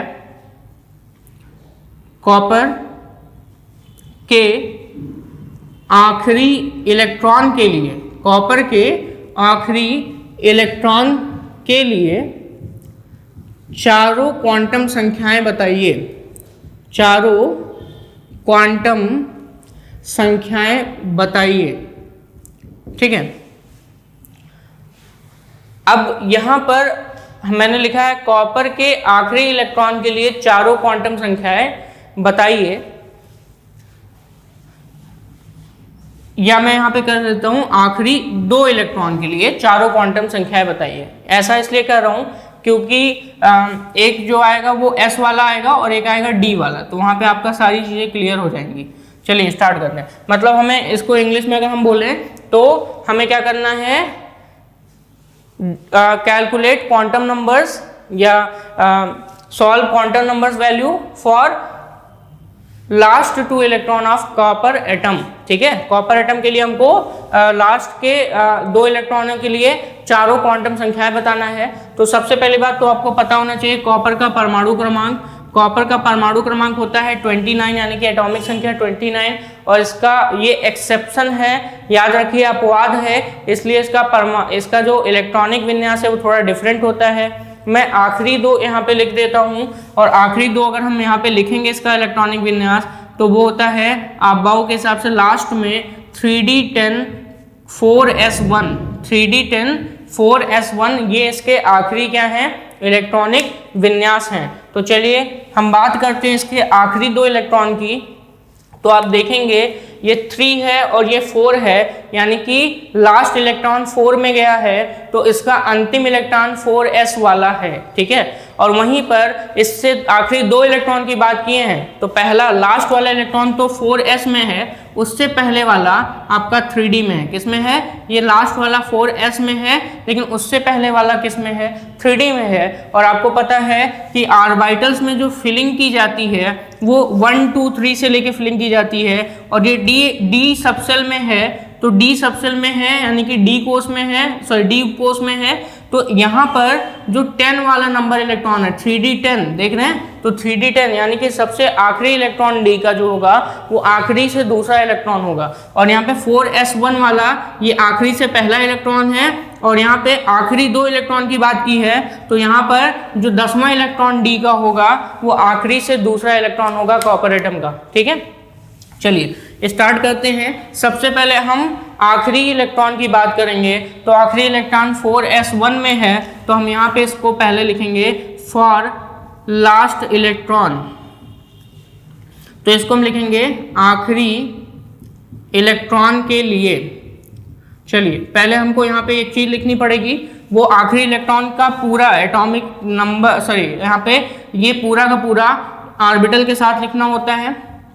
तो ऑर्बिटल के साथ यानी कि सबसेल के साथ लिखना होता है, तो हम यहाँ पे लिखने जा रहे हैं 4s1। ठीक है, अब यहाँ पे चीजें समझिए, ये चीजें हैं क्या। जो 4 है, ये जो 4 आप देख रहे हैं, ये बताता है प्रिंसिपल क्वांटम नंबर, यानी कि n बताता है। ठीक है, ये जो आपका s है ये बताता है आपका 2 चीजें। अगर देखें तो ये सबसेल बताता है, और साथ ही साथ ये एजीमुथल क्वांटम नंबर भी बताएगा। क्या बताएगा, एजीमुथल क्वांटम नंबर भी बताएगा। ठीक है, और ये जो 1 ऊपर लिखा है इसको हम इलेक्ट्रॉन कहते हैं। क्या कहते हैं, इसको हम इलेक्ट्रॉन कहते हैं। तो चलिए यहाँ पे हम इसको समझते हैं। हमारे पास क्वांटम नंबर्स कितने होते हैं, 4। कितने क्वांटम नंबर्स, 4। एक n होता है, l होता है, m होता है और s होता है। n, l, m और s, इसको बोलते हैं प्रिंसिपल क्वांटम नंबर, इसको एजीमुथल क्वांटम नंबर, ये मैग्नेटिक क्वांटम नंबर और ये स्पिन क्वांटम नंबर। तो प्रिंसिपल क्वांटम नंबर अगर आप देखेंगे तो ये सामने कितना लिखा है, 4। तो आखिरी इलेक्ट्रॉन के लिए प्रिंसिपल क्वांटम नंबर, इसको देख के तुरंत बताइए कितना लिखा है, 4। तो प्रिंसिपल क्वांटम नंबर आपका कितना हो गया, 4 हो गया। अब L की बात करेंगे, तो जैसा कि मैं बताया हूँ सबसेल्स अगर आपको दिख रहे हैं और सबसेल्स पता है S है, P है, D है और F है, तो नो डाउट आप उसको तुरंत कर ले जाएंगे। और उसको करते समय आपको ध्यान रखिए कि वो आपका क्लियर होना चाहिए। और यहाँ पे देखिए आपका कौन सा सबसेल दिख रहा है, S सबसेल दिख रहा है, और S सबसेल के लिए L की वैल्यू कितनी होती है, 0। कितनी होती है, 0। एक बात मैं बता दूं, जो m होता है, अगला जो मैं बताने जा रहा हूँ मैग्नेटिक क्वांटम नंबर, ध्यान दीजिएगा, मैग्नेटिक क्वांटम संख्या, इसमें मैंने एक चीज आपको बताई कि ये डीजेनरेट ऑर्बिटल्स के बारे में बताता है। किसके बारे में बताता है, डीजेनरेट ऑर्बिटल्स के बारे में बताता है। और डीजेनरेट ऑर्बिटल्स वो होते हैं जिनकी एनर्जी सेम होती है, यानी कि समान होता है। तो यहाँ पर अगर हम बात करें s सबसेल की, तो f सबसेल में डीजेनरेट ऑर्बिटल्स नहीं होते हैं, और यहाँ पर डीजेनरेट ऑर्बिटल्स नहीं पाए जाते, और इसीलिए m की वैल्यू 0 रखी जाती है। और अगर ये भी आपको नहीं पता आ रहा है, तो मैंने बोला था m की वैल्यू निकालने का तरीका होता है -L2 0 2 + L। कितना बोला था मैंने, -L2 02 प्लस L निकालने का तरीका। अब यहाँ पर अगर आप देखें तो L कितना है 0 और L 0 है, तो यहाँ पे भी -0 0 और 0 सब मिला के कितना आ रहा है 0 ही तो आ रहा है। तो यहाँ पे M की सीधे सीधे वैल्यू मैंने कितनी लिख दी 0 लिख दी। यहाँ पर ऑर्बिटल जो दिखेगा या आप ऑर्बिटल को दिखाओगे, वो ऑर्बिटल आप एक दिखाओगे तो जरूर, लेकिन इसके ऊपर जो सिंबल होगा वो कितना होगा 0 होगा। और यहाँ पे देखिए कितने इलेक्ट्रॉन्स हैं, एक इलेक्ट्रॉन है, तो आप एक इलेक्ट्रॉन अगर यहाँ पे फिल भी कर देते हैं तो ये जो एक इलेक्ट्रॉन आप फिल किए हैं वो किस में जाएगा 0, यानी कि m इक्वल टू 0 ऑर्बिटल में, और s को आप +½ लिखेंगे क्योंकि एक इलेक्ट्रॉन है, या +½ भी लिख सकते हैं और -½ भी लिख सकते हैं। तो +½ मतलब या तो एक स्पिन हो गया और -½ अपोजिट स्पिन हो गया, तो इसमें अपोजिट है ही नहीं तो हमने कोई भी लिख सकते हैं, +½ भी लिख सकते हैं, -½ भी लिख सकते हैं, तो इसके लिए हमने +½ लिख दिया। तो ये आपका क्लियर हो गया किसके लिए, लास्ट इलेक्ट्रॉन के लिए, आखिरी इलेक्ट्रॉन के लिए। ठीक है, ये आप नोट कर लीजिए, आपके लिए इंपॉर्टेंट है। अब हम आखिरी दूसरे इलेक्ट्रॉन के लिए यानी कि सेकंड लास्ट इलेक्ट्रॉन के लिए बताने जा रहे हैं। कौन सा, सेकंड लास्ट इलेक्ट्रॉन, आखिरी दूसरे इलेक्ट्रॉन। ठीक है, और आखिरी दूसरा इलेक्ट्रॉन आपका 3d10 यानी कि 10वां इलेक्ट्रॉन है। तो अब हम यहाँ पर 3d10 लेंगे। कौन सा लेंगे 3d10। चलिए 3d10 लिख लिया। अब यहाँ पर आपको ये पता है कि ये जो है आपका, ये आपका प्रिंसिपल क्वांटम नंबर है, ये क्या है सबसेल है यानी कि उपकोष है, और ये क्या है इलेक्ट्रॉन की संख्या है। हमको इस 3d10 में 10वें इलेक्ट्रॉन की बात करनी है। तो अब यहाँ पर हम यहाँ पे आगे बढ़ेंगे और देखेंगे कैसे करते हैं या कैसे हम क्वांटम संख्याएं निकालते हैं। तो चलिए इसको हम देखेंगे। इसको हम देखें तो देखिए 3 है, ये प्रिंसिपल क्वांटम संख्या है, तो मैं यहाँ पे n बराबर कितना लिखूंगा 3, क्योंकि हमें प्रिंसिपल क्वांटम संख्या पता चल गई है और वो d के सामने जो लिखा होता है वही होता है 3 होता है। अब यहाँ पे l की वैल्यू आपको पता है l d के लिए 2 होता है, तो हम यहाँ पे d के लिए l की वैल्यू कितना लिखेंगे 2 लिखेंगे। साथ ही साथ m निकालने के लिए सबसे पहली बात तो आपको पता होनी चाहिए d में कितने ऑर्बिटल्स होते हैं। तो d में टोटल आपको पता है d में 5 ऑर्बिटल्स होते हैं। कितने ऑर्बिटल्स होते हैं 5। तो पहले उन 5 ऑर्बिटल्स को आप बना लीजिए। ठीक है, तो ये मैंने 5 ऑर्बिटल बना लिए, 1 2 3 4 और 5, ये मैंने 5 ऑर्बिटल बना लिए। डी में कितने ऑर्बिटल्स होते हैं 5 ऑर्बिटल्स होते हैं। ये फार्मूले से आपका निकलता है, कौन सा फार्मूला है 2l + 1 से। तो आप चाहो तो निकाल सकते हो, l की वैल्यू 2 है, यहाँ रखो 2l, तो 2 × 2 + 1 = 5। 5 ऑर्बिटल्स आएंगे आपके। अब इन 5 ऑर्बिटल्स का पहले नामकरण करो। क्या करो, नामकरण। और नामकरण करने के लिए मैंने बताया था फार्मूला क्या होता है -L2 02 + L। तो चलिए -L2 02 + L -L यानी कि यहाँ पे 2 है तो इधर -2 होगा और इधर +2 होगा। अब एडजस्ट करते हैं, -1 0 + 1, ये आपके ऑर्बिटल्स के नामकरण हो गए। अब इनमें फिलिंग करते हैं। पहला स्टेप मैं फिर से बता दे रहा हूँ, m को बहुत ही सावधानी से निकाला जाता है, नहीं तो आपके क्वेश्चन गलत हो जाएंगे, आपका आंसर गलत आ जाएगा। सबसे पहले m अगर देखो तो पहले देखो ऑर्बिटल कितने हैं। अगर s है, s में एक ऑर्बिटल होता है तो सीधे सीधे आप उसको क्या कर दो 0 कर दो। लेकिन अगर अदर ऑर्बिटल्स अगर हैं, जैसे p सबसेल हो गया, d हो गया, f हो गया, तो उसमें थोड़ा सा आप सतर्कता बरतिए, क्योंकि इसमें गलतियां होती हैं और अक्सर लोगों से गलतियां होती हैं। तो इसको कैसे करेंगे, पहला स्टेप, अगर s के अलावा कोई है, p आ सकता है, d आ सकता है, f आ सकता है, तो क्या करें। तो सबसे पहले आप देखिए उस सबसेल में कितने ऑर्बिटल है। जैसे d सबसेल में कितने ऑर्बिटल 5 ऑर्बिटल, तो मैंने 5 ऑर्बिटल बना लिए। अब उसका नामकरण करते हैं। नामकरण कैसे करेंगे, -L2 02 + L, मतलब उसका नेमिंग करेंगे कि ऑर्बिटल को कौन सा नाम दें। तो -2 -1 0 +1 +2, ये जो मैंने नंबर लिखे हैं ये m की वैल्यूज हैं सभी ऑर्बिटल्स के लिए। अब उसमें तीसरा स्टेप होता है, इलेक्ट्रॉन को फिल करो हुंड के रूल के हिसाब से। तो यहाँ पे इलेक्ट्रॉन कितने हैं 10, तो मैं इसमें इलेक्ट्रॉन को फिल कर रहा हूँ। 1 इलेक्ट्रॉन 2 इलेक्ट्रॉन, सबसे पहले हुंड ये कहते हैं कि सभी ऑर्बिटल्स को अनपेयर्ड करके फिल करो और अब उसको पेयरिंग स्टार्ट करो। अगर ज़्यादा इलेक्ट्रॉन है तो ये 6, ये 7, ये 8, ये 9, और जो 10वां इलेक्ट्रॉन जिसकी हमें ज़रूरत है उसको मैं अलग कलर से दिखा दे रहा हूँ। ये आपका 10वां इलेक्ट्रॉन हो गया। ठीक है, ये जो रेड पेन से मैंने रेड मार्कर से लिखा है वो आपका 10वां इलेक्ट्रॉन है। और इसी आखिरी दूसरे इलेक्ट्रॉन की यानी कि 3d10 की हमें बात करनी है। तो चलिए यहाँ पर ये लास्ट वाला इलेक्ट्रॉन हो गया।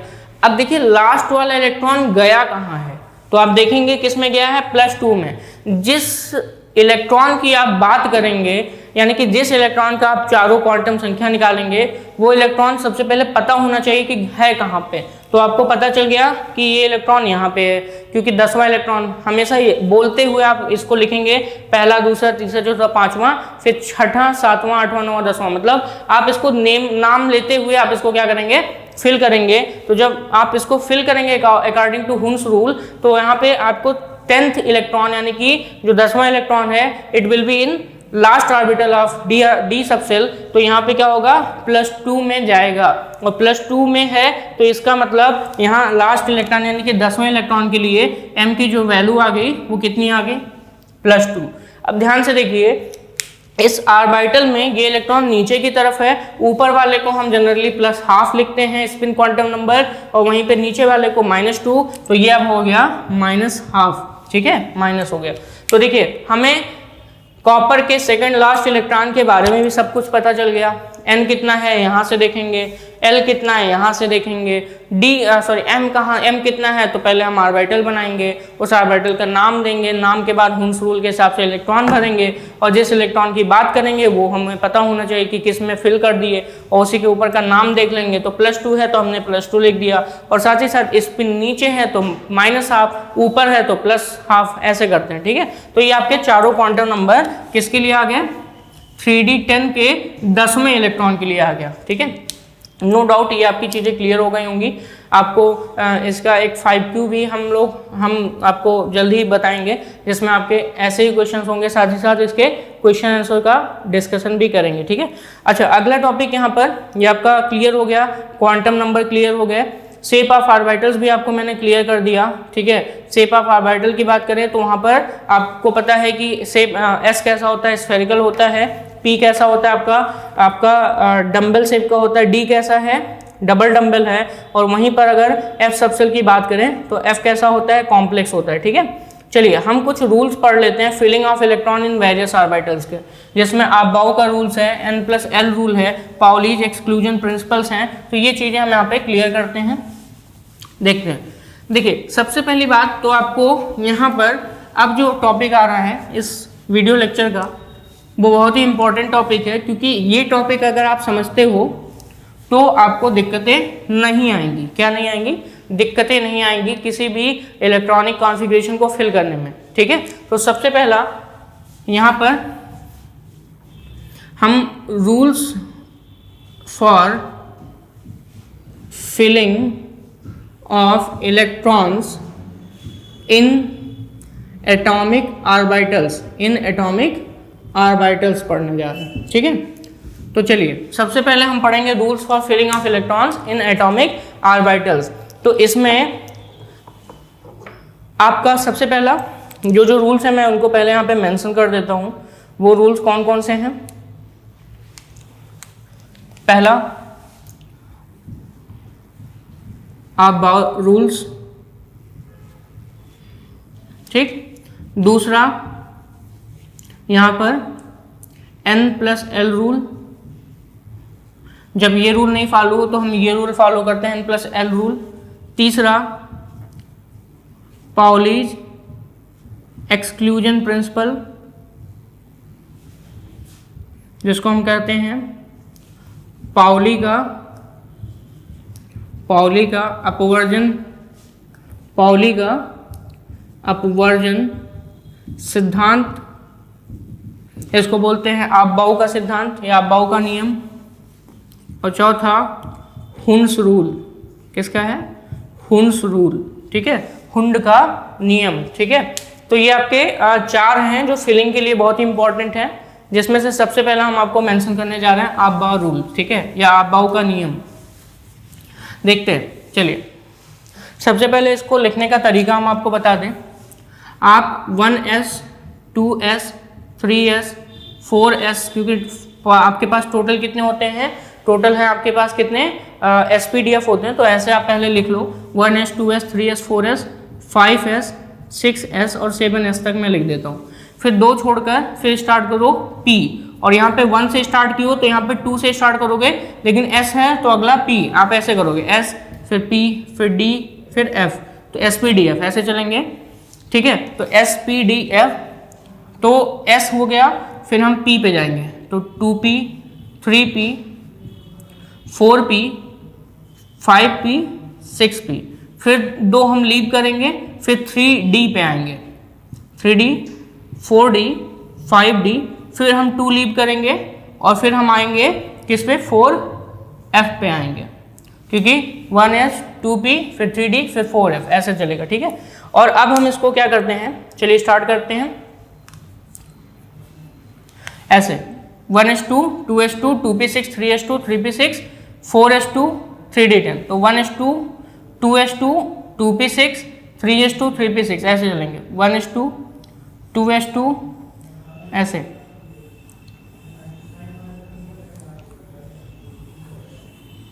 देखिए ऐसे, ठीक है।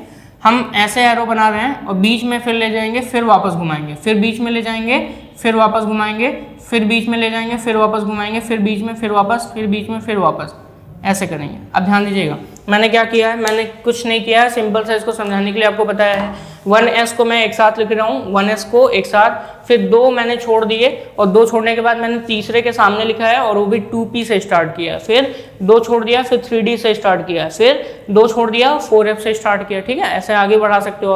और फिर मैंने 1S को राइट से लेके लेफ्ट में आए, फिर बीच से ले गए 2S, फिर 2P। अब इनको मैं लिख लेता हूँ, आप यहाँ से स्टार्ट करो, स्टार्टिंग पॉइंट, तो 1S आपको पहले मिला, फिर जाओगे, फिर 2S मिलेगा, फिर 2P, फिर 3S,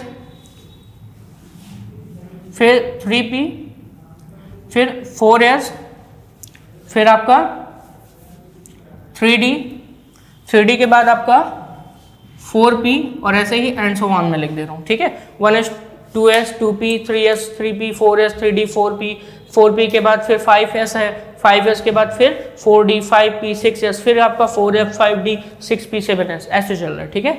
अब यहाँ पर ये जो आपके अबाउ रूल के हिसाब से ये जो मैंने अभी अभी जस्ट लिखा है, ये इसको अगर हम क्या करें, एनर्जी के बेसिस पर हम क्या करें, इन वेरियस ऑर्बिटल्स को एनर्जी के बेसिस पर हम क्या करें, रखना चाहें, तो ये इंक्रीजिंग ऑर्डर में है, मतलब सबसे कम इसका, फिर इसका, फिर इसका, फिर इसका, फिर इसका, इसका और इसका, सबसे कम ये 1S है, और सबसे ज़्यादा जैसे जैसे आगे बढ़ते जाएंगे एनर्जी लेवल इनका क्या होता जाएगा, बढ़ता जाएगा। तो ये एनर्जी लेवल इंक्रीजिंग ऑर्डर है एटॉमिक ऑर्बिटल्स का, ठीक है।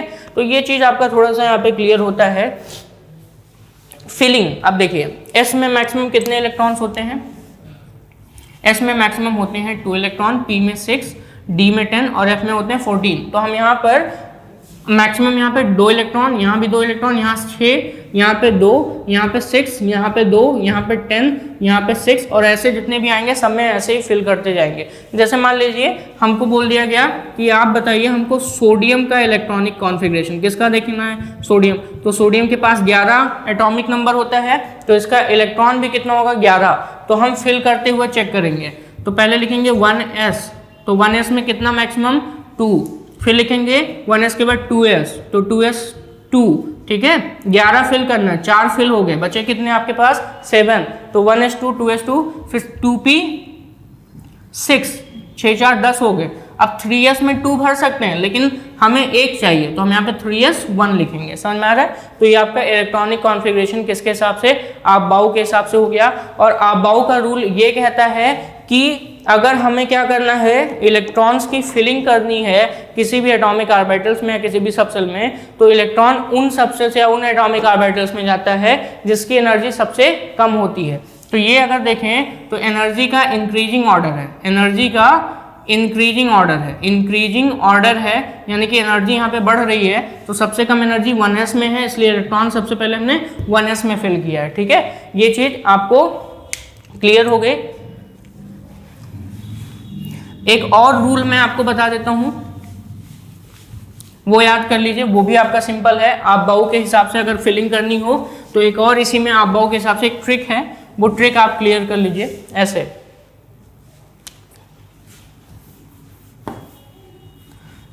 SS PS PS SS PS 2 बार, D PS D P S और फिर आगे वहाँ से घूम के आएंगे एफ डी पी एस और फिर एफ डी पी एस। अब ध्यान दीजिएगा, हम लोग क्या पढ़ते हैं, एस पी डी एफ पढ़ते हैं, ठीक है, एस पी डी एफ।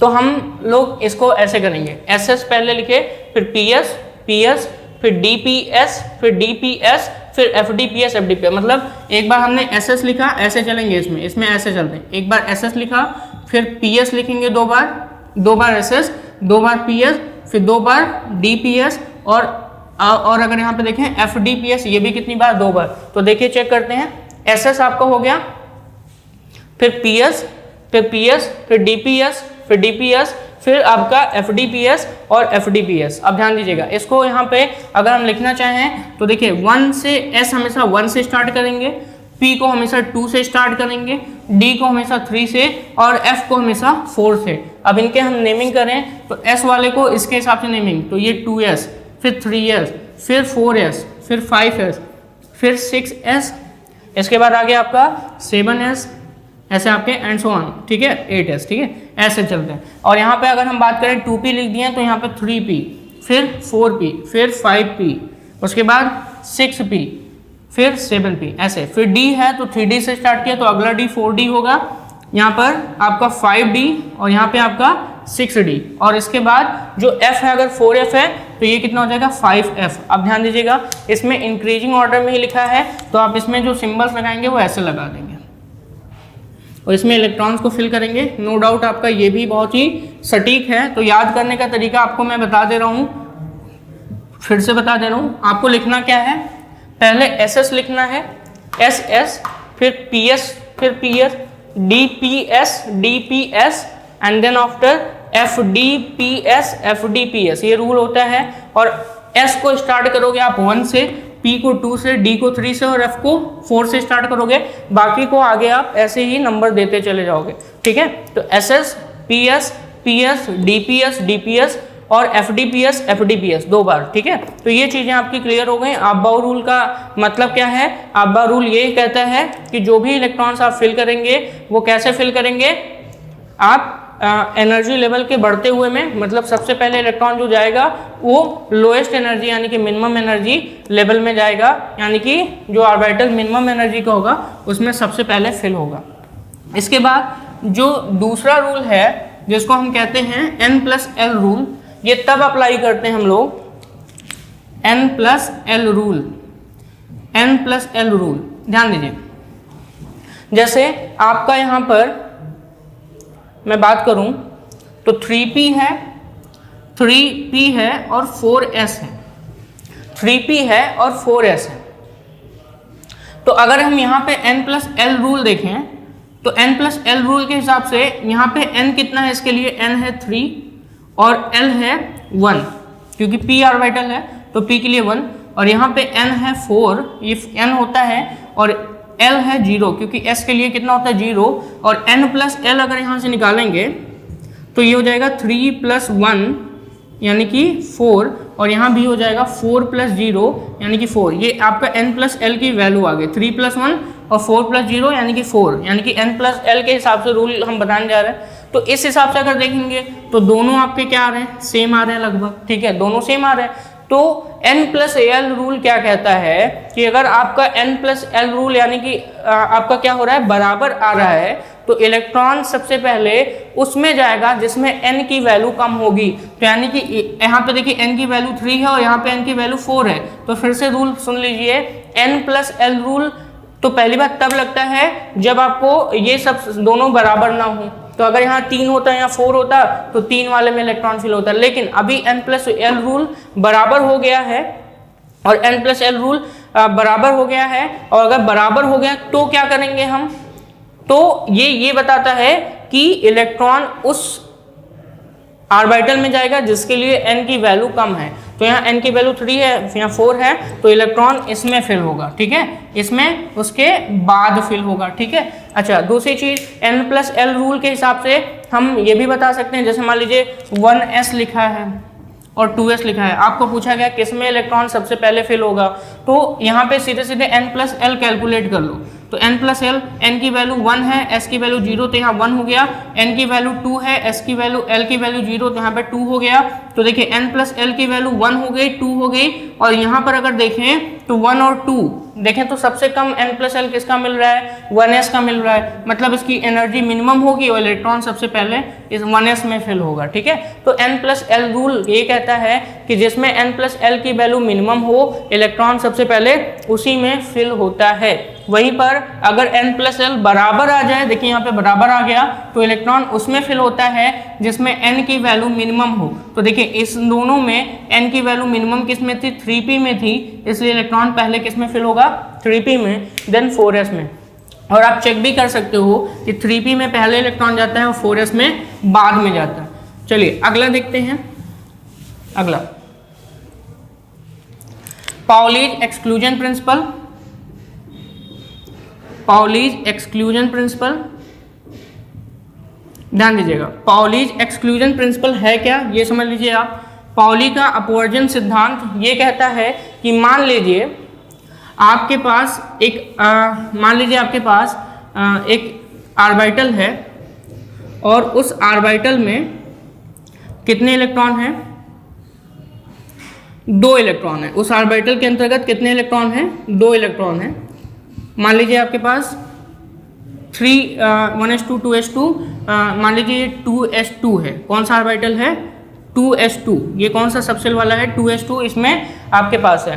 तो यहाँ पर क्या कह रहा है, एक ऑर्बिटल है, ये कौन सा है, 2s वाला, तो यहाँ पर इसके कितने इलेक्ट्रॉन्स हो गए, 2 इलेक्ट्रॉन्स हो गए। पाउली का एक्सक्लूजन प्रिंसिपल ये कहता है कि किसी एक ऑर्बिटल के दोनों इलेक्ट्रॉनों के चारों क्वांटम संख्याओं का मान समान नहीं हो सकता। किसी एक ही ऑर्बिटल के दोनों इलेक्ट्रॉनों के चारों क्वांटम संख्याओं का मान समान नहीं हो सकता।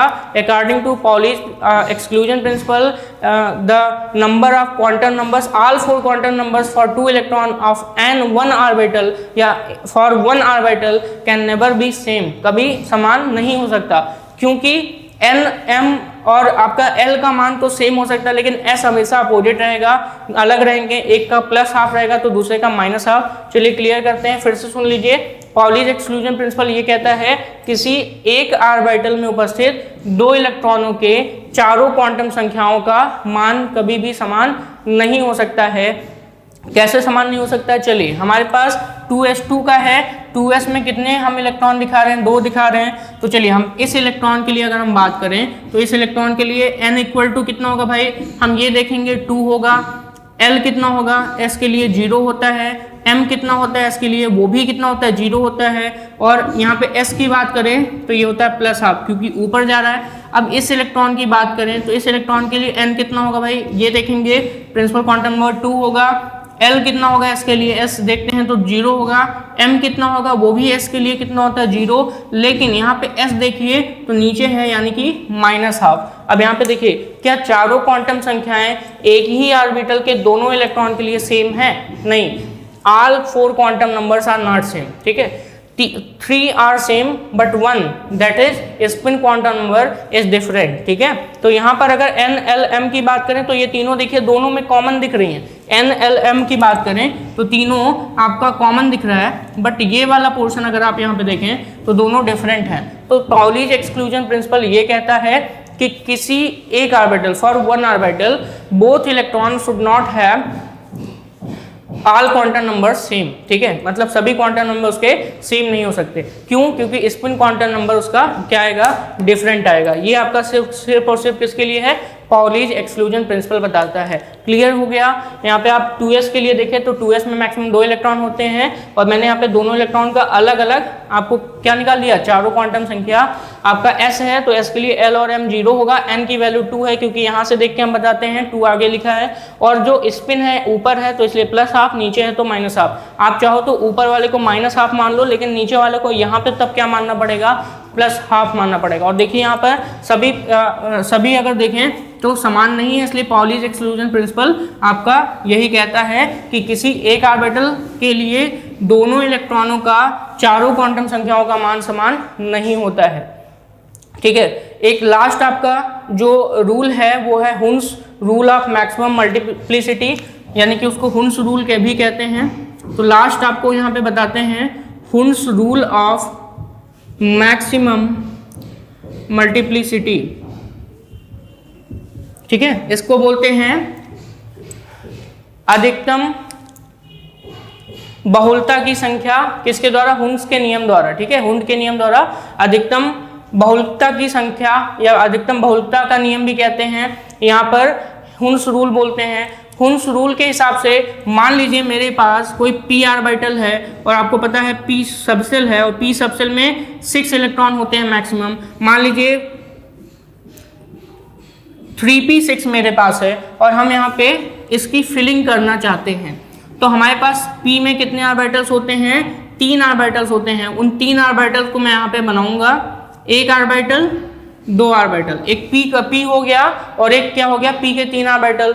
यहाँ पर सब में फिलिंग करना है तो हुन्स रूल ये कहता है कि जो ऑर्बिटल्स में इलेक्ट्रॉनों की फिलिंग होती है वो सबसे पहले अनपेयर्ड तरीके से होनी चाहिए। मतलब सब में पहले हम अनपेयर्ड इलेक्ट्रॉन फिल करेंगे, 1 इलेक्ट्रॉन, 2 इलेक्ट्रॉन, 3 इलेक्ट्रॉन, और फिर उसके बाद अगर एक्स्ट्रा इलेक्ट्रॉन बचता है तो उस सबसेल या उस ऑर्बिटल में फिर पेयरिंग स्टार्ट करते हैं। तो यहाँ से फिर से आएंगे और अपोजिट स्पिन की पेयरिंग स्टार्ट करेंगे। तो ये फिल करने का तरीका होता है। कुछ लोग क्या करते हैं, ऐसे फिल करते हैं।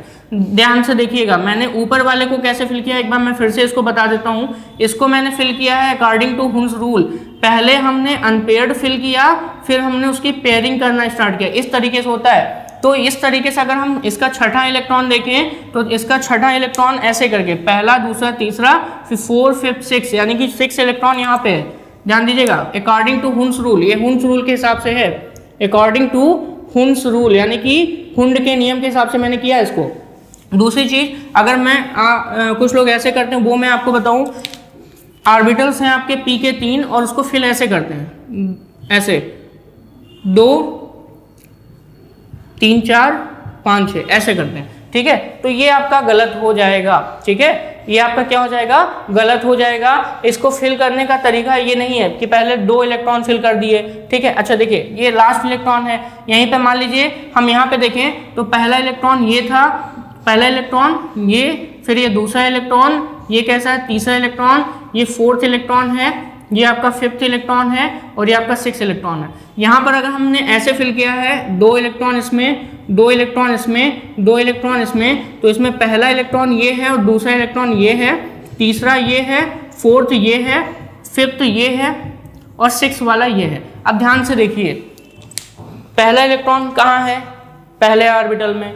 दूसरा इलेक्ट्रॉन कहाँ है? दूसरा ऑर्बिटल में। लेकिन इसमें क्या हो रहा है? पहला दूसरा एक ही ऑर्बिटल में हो गया। तो ये जो आप कर रहे हो ये आपका गलत है, ठीक है। हुन्स रूल के हिसाब से करोगे तो इलेक्ट्रॉन्स पहला, दूसरा, तीसरा एक एक ऑर्बिटल में आएगा, फिर उसके जो पेयर्स होंगे वो उन ऑर्बिटल्स में आएंगे। तो पहले के बाद 4, 5, 6 ऐसे आएंगे। तो पहला, दूसरा, तीसरा, फिर उसकी पेयरिंग कराइए 4, 5, 6। तो हुन्स रूल ये हो गया। जैसे मान लीजिए आपके पास डी ऑर्बिटल्स हैं। कौन सा ऑर्बिटल? मान लीजिए डी ऑर्बिटल है, 3d10 मैंने लिख दिया। कौन सा? 3d10, 3d10, ठीक है। और इसमें अगर 3d10 में देखें तो d में कितने ऑर्बिटल्स हैं? 5, 1, 2, 3, 4, 5। और आपको d के 10 है तो सबसे पहले 1, 2, 3, 4 एंड 5, फिर ये 5 आपने अनपेयर्ड तरीके से फिल कर दिया। अनपेयर्ड का मतलब सिंगल। उसके बाद अब इसकी पेयरिंग 6, 7, 8, 9 और 10। ये आपका सही क्या है? रूल है फिलिंग ऑफ इलेक्ट्रॉन का इन एटॉमिक ऑर्बिटल, और ये हुन्स रूल के हिसाब से फिल किया जाता है। इसको अगर आप अलग तरीके से फिल करेंगे तो आपको जो नंबर ऑफ क्वांटम नंबर्स हैं उनको निकालने में दिक्कत होगी। तो हुन्स रूल के हिसाब से अगर आप फिल करेंगे तो यहाँ पर आपका सही जाएगा। तो ये चीज़ आपकी क्लियर हो गई। अच्छा, एक चीज़ यहाँ पे एक्सेप्शन है, वो मैं बता दूँ। कुछ एक्सेप्शंस के केस होते हैं, हुन्स रूल के हिसाब से उनकी फिलिंग नहीं हो पाती है। जैसे आपका अगर हम बात करें कॉपर की, तो कॉपर का एटॉमिक नंबर 29 होता है। अगर हम हुन्स रूल के हिसाब से इसको फिल करेंगे, इसके हिसाब से, हुन्स रूल के हिसाब से, तो यहाँ पर इसका आएगा, अगर देखें तो 3d9 4s2 आएगा।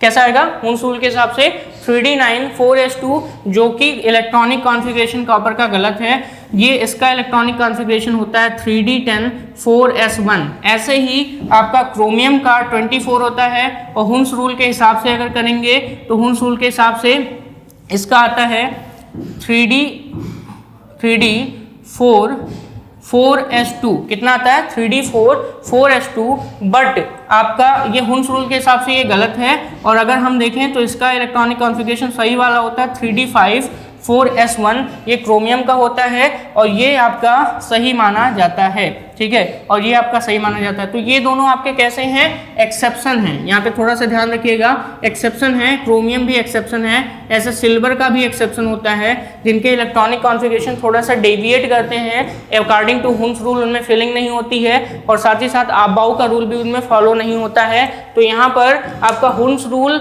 अगर देखें या अबाउ का रूल देखें तो कॉपर और क्रोमियम में फॉलो नहीं होता है। रीजन क्या है, यहाँ पर अगर देखें तो 3d10 इस d में टोटल 10 इलेक्ट्रॉन होते हैं, पूरे 10 इलेक्ट्रॉन हैं, ठीक है। और यहाँ पे d में अगर हाफ फील्ड देखें तो 5 होने चाहिए। जैसे d में टोटल कितने इलेक्ट्रॉन हैं, 10 इलेक्ट्रॉन होते हैं, अगर उसका आधा कर दें तो 5 इलेक्ट्रॉन होते हैं। तो एक बात यहाँ पे मैं क्लियर कर दूँ, ऐसे एटम्स की स्टेबिलिटी ज़्यादा होती है जिनमें जो इलेक्ट्रॉन है वो हाफ फिल्ड हो या फुल फिल्ड हो, यानी कि यहाँ पे जो इलेक्ट्रॉन्स हैं या ऑर्बिटल हैं वो फुल फिल्ड है यहाँ पे, और यहाँ पे जो ऑर्बिटल है वो हाफ फिल्ड है। तो यहाँ पे हाफ फिल्ड और फुल फिल्ड ज़्यादा स्टेबल होते हैं, इसलिए इलेक्ट्रॉनिक कॉन्फ़िगरेशन भी स्टेबल वाला ही बनना चाहेगा।